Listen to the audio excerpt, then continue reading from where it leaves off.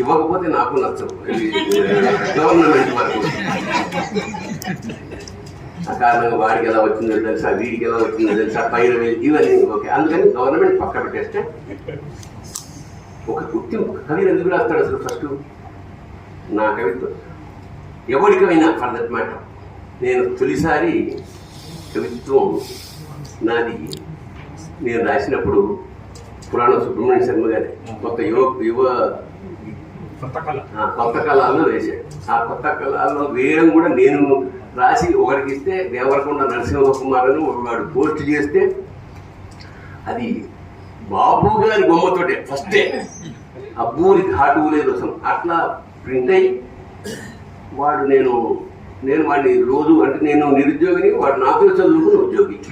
అంటే నాకు టైపింగ్ రాకపోవడం వల్ల వాడు అదే చదువు కూడా రాకపోవడం వల్ల వాడికి ఉద్యోగం వచ్చింది.